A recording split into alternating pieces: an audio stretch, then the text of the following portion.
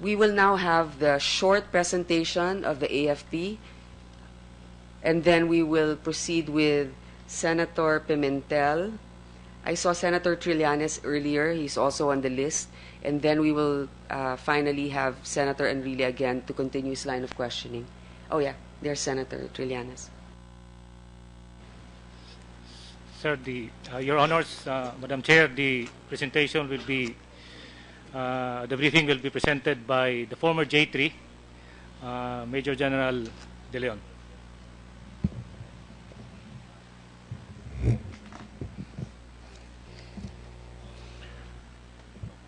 Your Honors, may I have the privilege to present the different issues thrown against the AFP and the corresponding AFP actions and responses, particularly by the 6th Infantry Division during the Mamasapano incident. And this briefing will follow the topics as shown.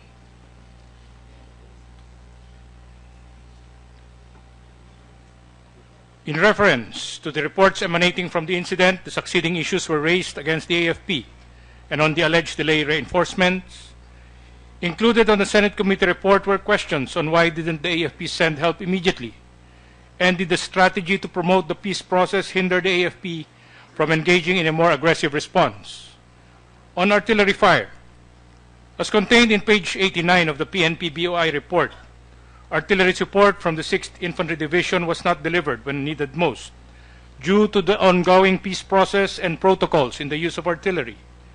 Likewise, in page 101, summary of the Senate Committee report, questions were mentioned such as should AFP have fired white phosphorus or artillery rounds much earlier, and on the alleged stand-down order. The AFP was allegedly ordered to stand down to protect the peace process with the MILF. These questions were highlighted during public hearings which placed the armed forces of the Philippines in a bad light and created friction and divide between the AFP and the PNP. In this light, this briefing is aimed to clear up such issues in order to clarify the stand-down of the AFP, of its immediate response, and lay down the truth on what really happened in the Mamasapano incident.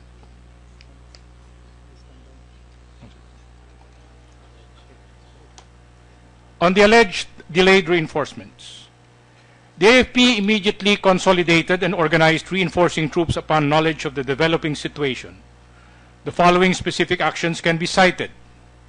It can be recalled that it was only after more than 1 hour upon the start of the firefight when the AFP received the first information about the SAF operations, when 6th Infantry Division received text messages and calls from Police Superintendent De La Rosa, PNP SAF, Operations Officer, then later from Police Director Napeñas, Director of the SAF on 5:28 a.m. Nonetheless, the AFP mobilized its forces with the initial deployment of security forces at 6:30 a.m. 6th ID forces were consolidated and organized for the conduct of reinforcement operations in which movement of troops and armored vehicles, composed of 1 light armor platoon, 1 mechanized section, 1 section of 62nd Division Recon Company, and 1 explosive ordnance demolition team started at around 8:20 a.m. After which, the AFP forces were able to link up with the PNP SAF in their command post in Barangay Tucanan Lipao at 9 a.m., took guidance from Police Superintendent Mangaldan, the PNP SAF ground commander, and started their attempt to reinforce the beleaguered SAF troops. However, due to the absence of communications brought about by the non-interoperability of radios with the forward SAF elements and the heavy gunfire from the enemy, the combined troops were unable to go near the engaged SAF elements. 2 UH-1H helicopters from Pagadian, used to support ongoing operations of the 1st Infantry Division, arrived at Tactical Operations Group 12 in Awang, Dato-Odin, Sinsuat, Maguindanao at 10:52 a.m. to provide air evacuation if requested, but such was not requested by the SAF. The combined government troops pushed for the conduct of a 12 hours of rescue and retrieval operations that started at around 5:30 p.m. In totality, there were 211 AFP personnel with 6 armored vehicles who assisted the 300-plus SAF who were near the highway and who supposed to reinforce the 55th and the 84th SAC but failed. Despite these difficulties, the AFP actions resulted to the following: the rescue of the 17 unharmed 84th SAC, the retrieval of the 8 killed in action and 11 wounded in action, one of which expired while in the hospital, the recovery of the 84th SAC equipment, and the retrieval of the 35 killed in action from the 55th SAC with the support of the local government unit and the mechanisms of the CCCH and the AJAC. And these were accomplished under extreme conditions such as limited visibility during the actual link-up of the AFP and beleaguered SAF forces, no radio contact with the 84th SAC, open and marshy terrain characterized by multiple neck and waist deep water tributaries, and the presence of other armed groups. On the issue of artillery fire, the mandatory information for the delivery of field artillery fires were not present during the first 4 requests from the SAF.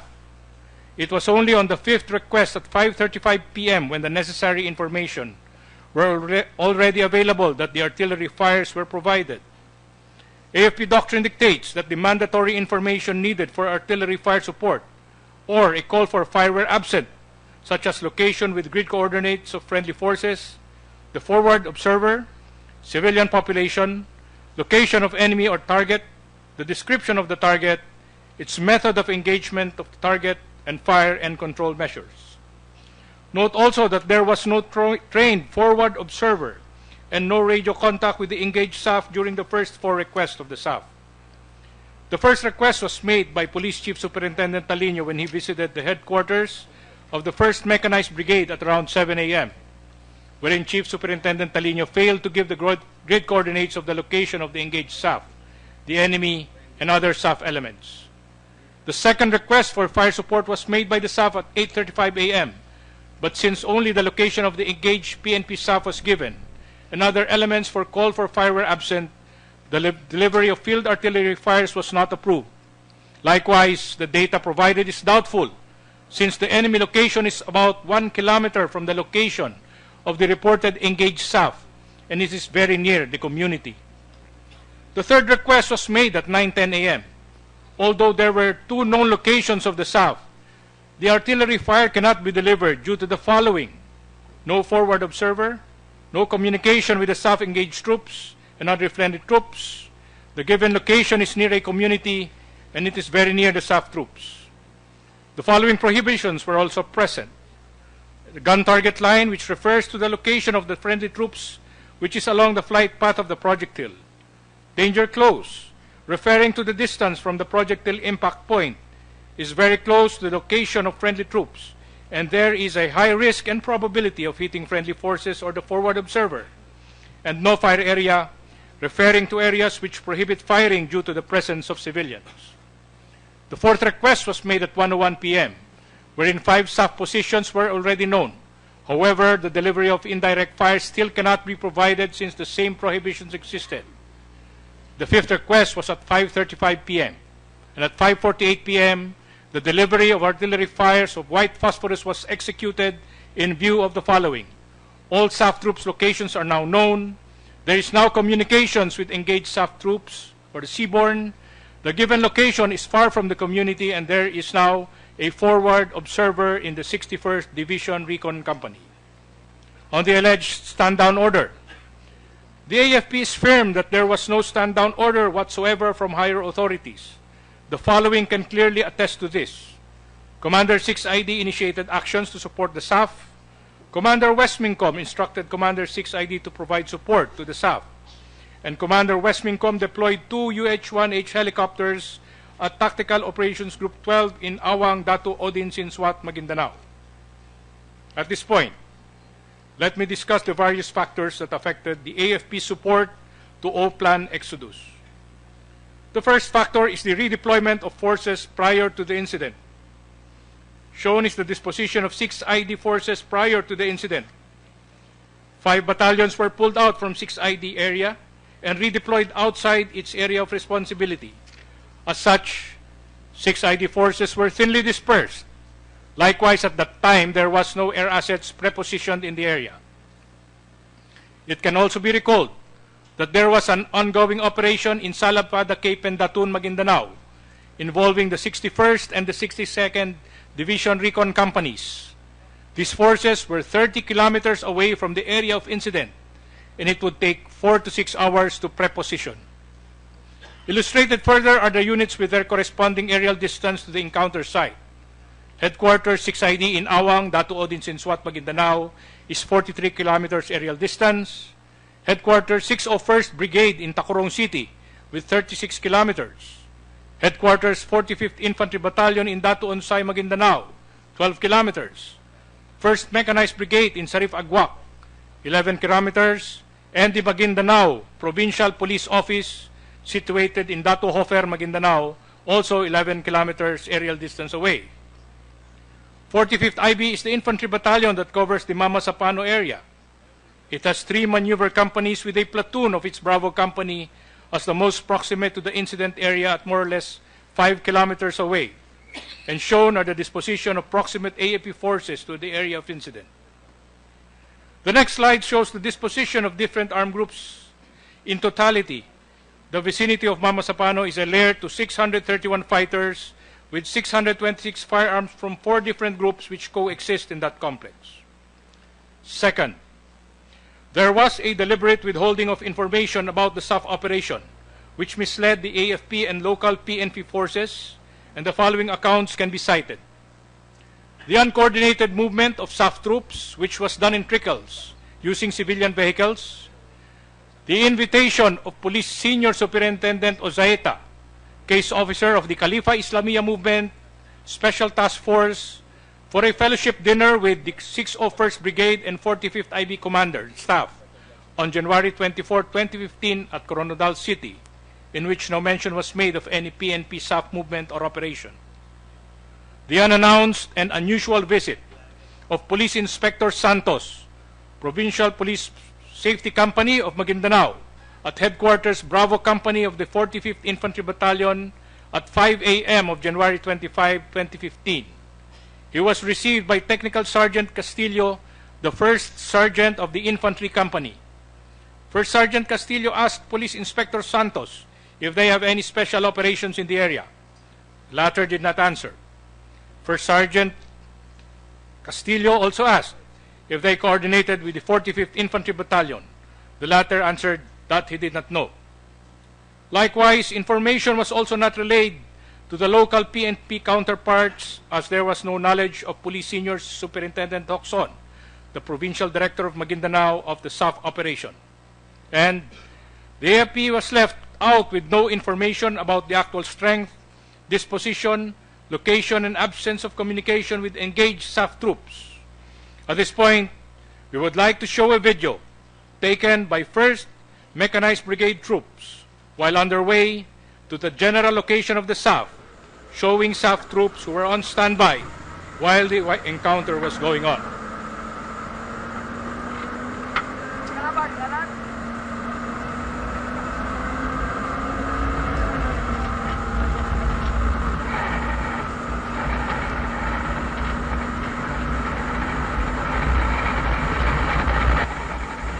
The B-150 shown earlier belonged to the SAF.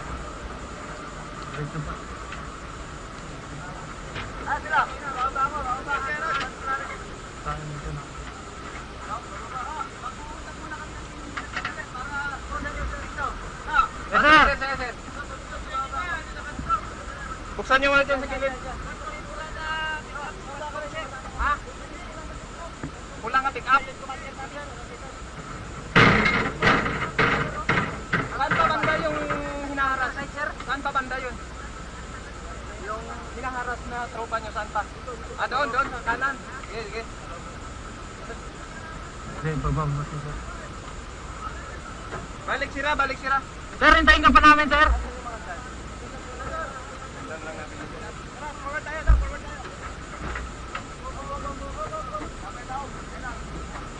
Sakay. Asa banda? Mga ilang kilometer pa?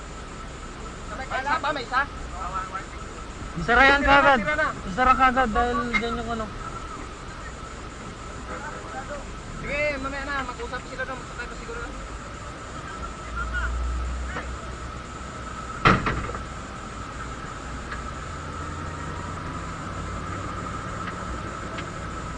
Dami naman sila, no?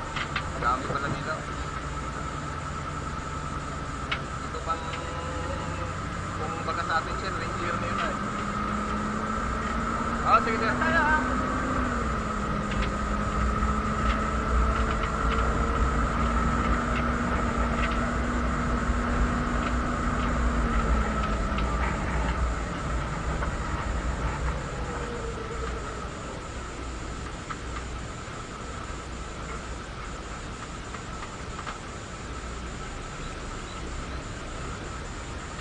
Truck man kasi.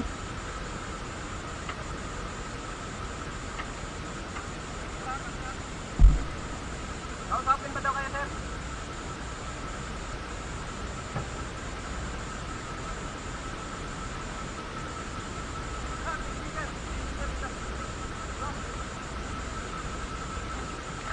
Hindi muna ako, sir. Basta mag-ano, sir. Break lang.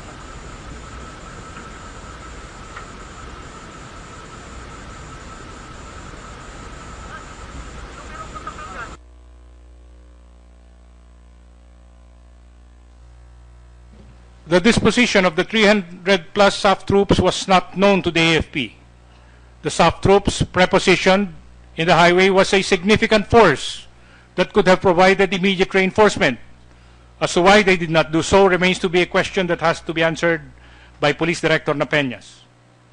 The third factor that can be cited is a problem on radio communications. Tactical radios of the armed forces and the PNP SAF were not interoperable during the incident. Likewise, different maps were used, unscaled Google Maps and military-scaled maps.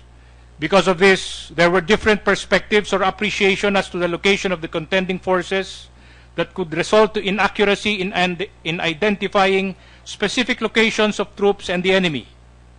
Shown is a picture to illustrate this deficiency.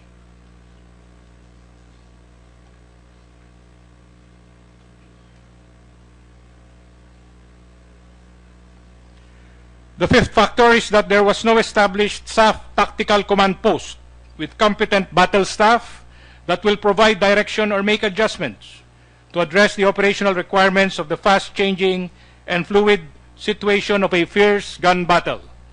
The picture shows us the type of facility they refer to as a command post, which is an incongruous red pickup. Another factor was the glaring lack of knowledge of the PNP SAF as regards to the requisites of delivering an effective artillery fire support procedure and ceasefire protocols. It was obvious that even before the planning process, Police Director Napeñas failed to consider the elements of call for fire procedures, such as the location of own troops, friendly forces, forward observer, the enemy and the target, civilians, and method of engagement. And also, there was no coordination at all. From the AFP glossary of military terms, coordination is the act of informing a department of or a person of a course of action so that he can either fit his own actions into the proposed course of action or take steps to modify the proposed course of action to make it fit into his own. And using other references, the definition of coordination is as shown. Moreover, another critical factor was that there was no tactical plan presented to the armed forces. Detailed planning of the conduct of the operation was kept secret within the hierarchy of the SAF. Clearly, the AFP was left out. Moreover, Plan Exodus was only a concept plan. It lacks the essential elements of a complete and deliberate operational plan. There was no consideration of assumptions on the plan, no abort criteria, and no annexes. Shown is an example of the contents of an operational plan.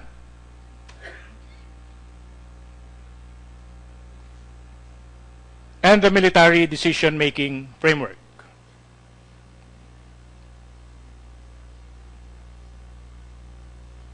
And lastly, there was no sense of urgency on the part of Police Director Napeñas in conveying critical information on the condition of the engaged SAF troops. Let me invite the attention of everyone to take a closer look at the picture taken at around 4:14 p.m. at Headquarters 1st Mechanized Brigade. Here, Director Napeñas and party were still in civilian attire, can even afford to smile in spite of the dire situation faced by his troops at the encounter site. It shows that he was detached from the reality of the SAF operation. We can also glean from the picture that Director Napeñas was not completely aware of what was happening on the ground and that the magnitude of the SAF casualties. This further shows that the SAF leadership did not have a full grasp of the gravity of the situation all throughout the 11 hours period after the initial encounter.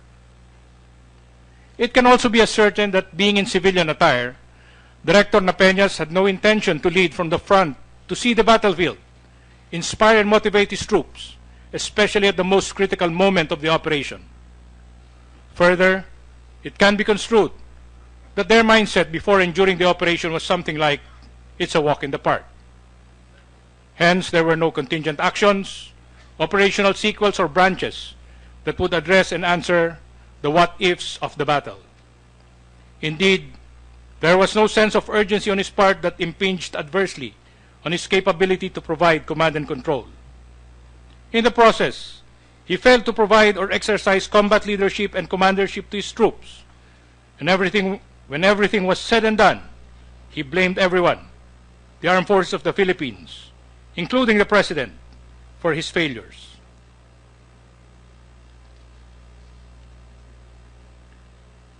This kind of attitude and mindset, Your Honors, in the AFP's view was the root of the problem that led to the debacle suffered by the SAF 44. In hindsight, with prior coordination, the AFP could have done the following: discreetly preposition forces in critical and strategic areas, discreetly provided situational awareness to selected AFP commanders for operational security, prepared all components of the combat support system such as artillery, close air support, casualty evacuation, intelligence, command, signal, and logistics, could have contained the MILF and other armed groups, and assisted the PNP SAF in the planning process. In conclusion, as we reflect on the Mamasapano incident, let me state that the success of any combat operation is much dependent on how much effort one gives in planning, which was also clearly stated in the Senate Committee report, to which the AFP strongly agrees. And I quote, "If only the all-plan exodus that was prepared by Napeñas contained all the foregoing," referring to the supposed annexes of the plan, "it might have made it easier for the nearby AFP units in the area to provide support or reinforcement plans for execution, even on short notice, even on the so-called time-on-target basis. Napeñas merely informed the AFP time after target," end of quote. Aligned with the time-honored tradition of the military, the AFP is always ready to perform its mandated mission and is always willing to help. However, it is discerned that a commander's action in a developing situation is only as good as the information he receives. This ends the presentation. Thank you and good day, Your Honors. May I just ask a question? Thank you for your presentation, sir. It's Senator Trillanes kasi nandito na siya.